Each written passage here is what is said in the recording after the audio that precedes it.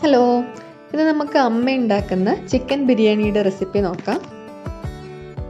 അപ്പോൾ മസാലയ്ക്ക് വേണ്ടിയിട്ടുള്ള സാധനങ്ങളൊക്കെ ഇവിടെ റെഡിയാക്കി വെച്ചിട്ടുണ്ട്. അമ്മ ഇവിടെ ചെറിയുള്ളി ചേർക്കാറുണ്ട്. മസാല ചതക്കുമ്പോഴും പിന്നെ വഴറ്റുമ്പോഴൊക്കെ ചെറിയുള്ളി ചേർക്കാറുണ്ട്. വലിയ ഉള്ളി നന്നായിട്ട് നേരിയതായിട്ട് അരിഞ്ഞെടുക്കണം. സ്ലൈസർ വെച്ചിട്ടോ അല്ലെങ്കിൽ കത്തി വെച്ചിട്ടോ നല്ല നേരിയതായിട്ട് അരിഞ്ഞെടുക്കുക. ഡീപ്പ് ഫ്രൈ ചെയ്തെടുക്കുകയാണ് ചെയ്യുന്നത്. കുറച്ച് വഴറ്റുമ്പോഴും ചേർക്കും. അപ്പോൾ ഇനി ഉള്ളി വഴറ്റാൻ വേണ്ടി വെക്കാം. ഒരു വലിയ ചീനച്ചട്ടിയിൽ എണ്ണ ഒഴിച്ചിട്ടുണ്ട്. എണ്ണ നന്നായി ചൂടായിട്ടുണ്ട്.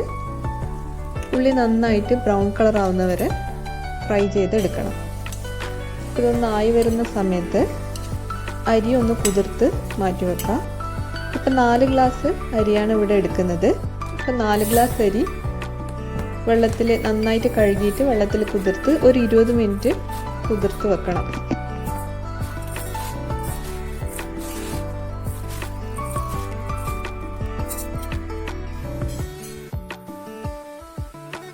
ഇളക്കിക്കൊണ്ടിരിക്കേണ്ട ആവശ്യമില്ല, ഇടയ്ക്കൊന്ന് ഇളക്കി കൊടുത്താൽ മതി. ഇതിപ്പോൾ ഏകദേശം ആവാനായിട്ടുണ്ട്. ഈ സാധനങ്ങളൊക്കെ ഇനി ചതച്ച് മാറ്റി വെക്കണം. ഇത് രണ്ടും നന്നായിട്ട് നേരിയതായിട്ട് സ്ലൈസ് ചെയ്തെടുക്കണം. ഉള്ളി ഏകദേശം ആയിട്ടുണ്ട്. ഇതാ നന്നായിട്ട് ബ്രൗൺ കളർ ആയിട്ടുണ്ട്. നല്ല ക്രിസ്പിയായി വന്നിട്ടുണ്ട്. ഇതിനി എണ്ണയിൽ നിന്ന് കോരി മാറ്റാം.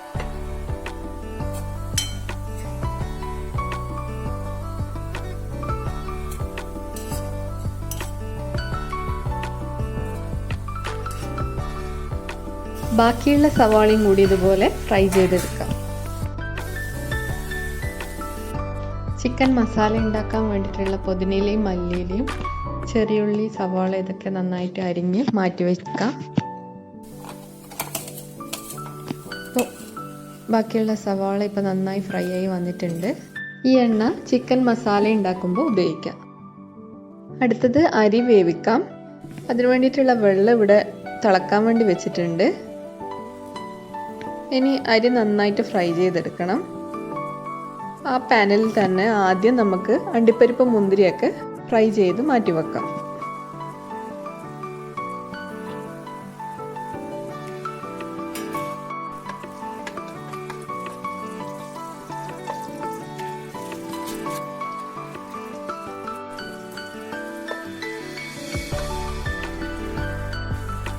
നന്നായി ഫ്രൈ ചെയ്ത് വന്നിട്ടുണ്ട്. ഇനി ഇത് കോരി മാറ്റാം.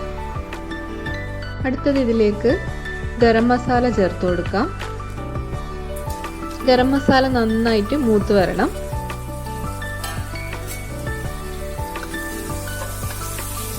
നന്നായിട്ട് ഇളക്കി കൊടുക്കുക. നന്നായി റോസ്റ്റായി വരുമ്പോൾ നമ്മൾ കുതിർത്ത് അരിച്ച് മാറ്റി വെച്ചിരിക്കുന്ന അരി ചേർത്ത് കൊടുക്കുക. 20 മിനിറ്റ് കുതിർത്ത അരിയാണിത്. നന്നായിട്ട് അരിച്ച് മാറ്റി വെച്ചിട്ടുണ്ടായിരുന്നു. അതും കൂടി നന്നായിട്ട് ഇനി ഫ്രൈ ചെയ്തെടുക്കണം. അരി ഇങ്ങനെ പൊട്ടുന്ന ഒച്ച കേൾക്കുന്നവരെ ഇതിങ്ങനെ ഫ്രൈ ചെയ്തെടുക്കുക. 4 ഗ്ലാസ് അരിയുണ്ട്, അതുകൊണ്ട് തന്നെ കുറച്ച് സമയം എടുക്കും നന്നായിട്ട് റോസ്റ്റായി വരാൻ വേണ്ടിയിട്ട്. ഏകദേശം ഒരു 8 മിനിറ്റൊക്കെ വേണ്ടി വരും. നല്ല റോസ്റ്റായാലാണ് ചോറ് നല്ല വിട്ട് വന്ന് നല്ല വൃത്തിയിൽ കിട്ടുക. ഇതിപ്പോൾ നന്നായി റോസ്റ്റായി വന്നിട്ടുണ്ട്. നല്ല പൊട്ടുന്ന ഒച്ച കേൾക്കുന്നുണ്ട്. ഇനി തിളച്ച വെള്ളം ഇതിലേക്ക് ഒഴിച്ചു കൊടുക്കാം.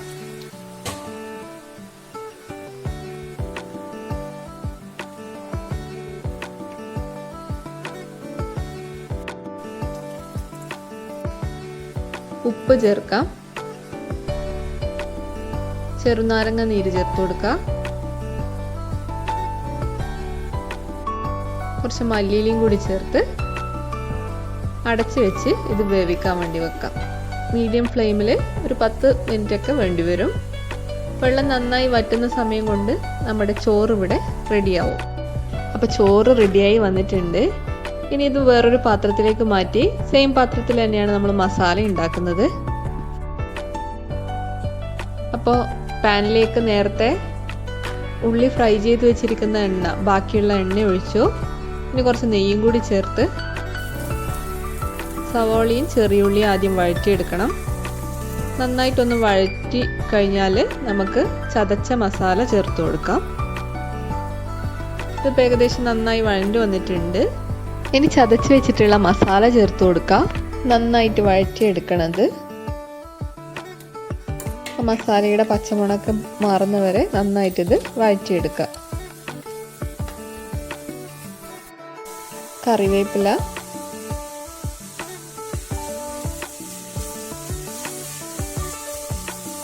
ഇപ്പം നന്നായി വഴണ്ടു വന്നിട്ടുണ്ട്. ഇനി ഇതിലേക്ക് തക്കാളി ചേർത്ത് കൊടുക്കുക.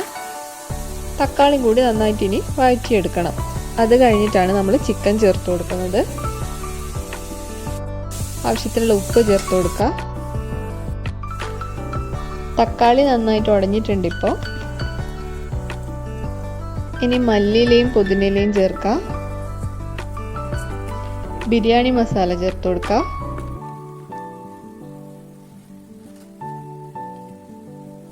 പെരിഞ്ജീരകപ്പൊടി ചേർക്കാം. ഇതെല്ലാം കൂടി നന്നായിട്ട് ഇനി മിക്സ് ചെയ്തെടുക്കാം.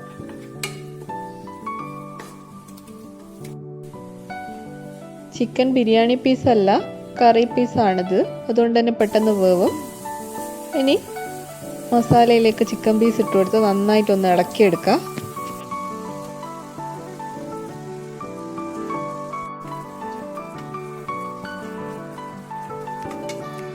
അടച്ച് വെച്ചിട്ട് വേവിച്ചെടുക്കാം. ഏകദേശം ഒരു 5 മിനിറ്റൊക്കെ കഴിയുമ്പോൾ നമ്മൾ ഫ്രൈ ചെയ്ത് വെച്ചിരിക്കുന്ന സവാള ഇതിലേക്ക് ചേർത്ത് കൊടുക്കാം. അത് മൊത്തം ഇതിലേക്ക് ചേർക്കുന്നില്ല.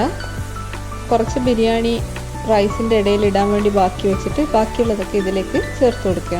വഴറ്റാൻ കുറച്ച് മാത്രമേ നമ്മൾ എടുത്തിട്ടുള്ളൂ. ബാക്കി ഫ്രൈ ചെയ്തതാണ് ഇതിൽ ചേർക്കുന്നത്. ഇനി വീണ്ടും അടച്ചു വെച്ച് വേവിക്കാം. ചിക്കനൊക്കെ നന്നായി വെന്ത് വന്നിട്ടുണ്ട്.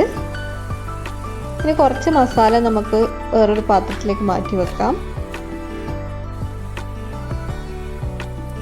ഇനിയൊരു അടപ്പ് വെച്ചിട്ട് അതിൻ്റെ മുകളിലേക്ക് ഈ പാത്രം വെച്ച് കൊടുക്കുകയാണ്. അടിയിൽ പിടിക്കാണ്ടിരിക്കാൻ വേണ്ടിയിട്ടാണ്.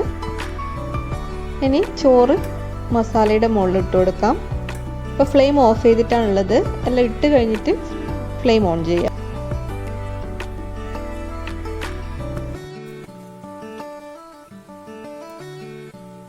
ഒരു ലെയർ ഇട്ട് കൊടുത്തതിന് ശേഷം നന്നായി അത് സ്പ്രെഡ് ചെയ്യാം.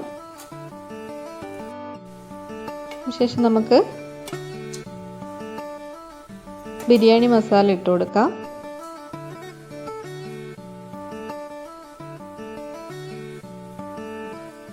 മല്ലിയില പുതിനയില ഇട്ട് കൊടുക്കുക. ഉള്ളി ഫ്രൈ ചെയ്ത് ഇട്ട് കൊടുക്കുക. അണ്ടിപ്പരിപ്പ് മുന്തിരി ഇട്ട് കൊടുക്കുക.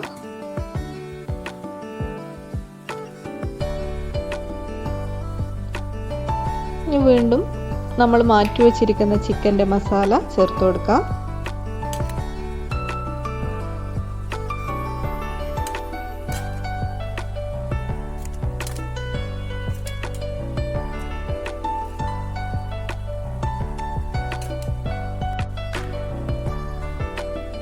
ഇനി ബാക്കിയുള്ള ചോറും കൂടി മുകളിലേക്കിട്ട് ആദ്യത്തെ ലെയർ ഇട്ടപ്പോൾ ചെയ്ത പോലെ ബാക്കിയുള്ളതൊക്കെ ചേർത്ത് കൊടുക്കാം.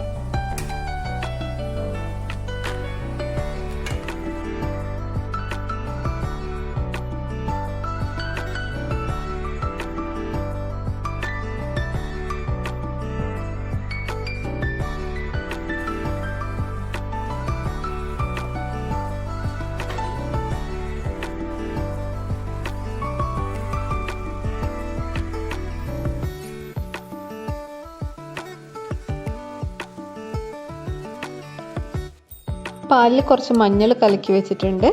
അതുകൂടി ഇതിൻ്റെ മുകളിലേക്ക് ഒഴിക്കാം. നല്ല കളർ കിട്ടുന്നതിന് വേണ്ടിയിട്ടാണിത്.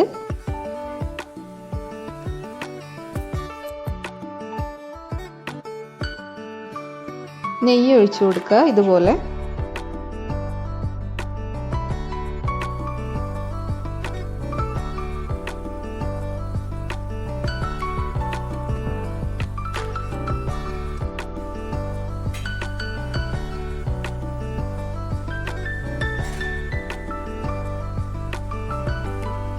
ഇനി മുകളിൽ വഴനയിലയും ചെറുനാരങ്ങയുടെ തൊണ്ടും കൂടി വെച്ച് കൊടുക്കാം. നല്ല മണം കിട്ടാൻ വേണ്ടിയിട്ടാണ്. ഇല്ലെങ്കിൽ ഓപ്ഷണലാണിത്. ഉണ്ടെങ്കിൽ ചേർത്ത് കൊടുക്കാം. ഇനി ഫ്ലെയിം ഓൺ ചെയ്ത് ലോ ഫ്ലെയിമിൽ ഒരു 15 മിനിറ്റ് വെക്കുക. 15 മിനിറ്റ് കഴിഞ്ഞ് ഒരു മണിക്കൂറൊക്കെ അങ്ങനെ തന്നെ വെക്കുകയാണെങ്കിൽ നന്നായിരിക്കും. ഇപ്പോൾ ഇവിടെ 1 മണിക്കൂറൊക്കെ കഴിഞ്ഞിട്ടുണ്ട്. തുറക്കുമ്പോൾ തന്നെ നല്ല മണമാണ് ഇതിന്. എല്ലാം നല്ല സെറ്റായി വന്നിട്ടുണ്ട്.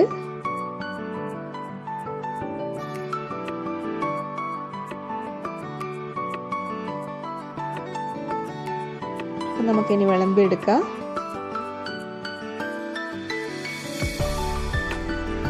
അടിപൊളി ടേസ്റ്റാണ് ഈ ബിരിയാണി. എല്ലാവരും ഉണ്ടാക്കി നോക്കുക. ഉണ്ടാക്കി നോക്കിയിട്ട് അഭിപ്രായം പറയാം. അപ്പോൾ ഈ ബിരിയാണിയുടെ കൂടെ തേങ്ങാ ചമ്മന്തിയും കുറച്ച് സാലഡും കൂടി ഉണ്ടെങ്കിൽ അടിപൊളിയായിരിക്കും. അപ്പോൾ അടുത്ത ഒരു റെസിപ്പി ആയിട്ട് കാണുന്നവരേക്കും ബൈ.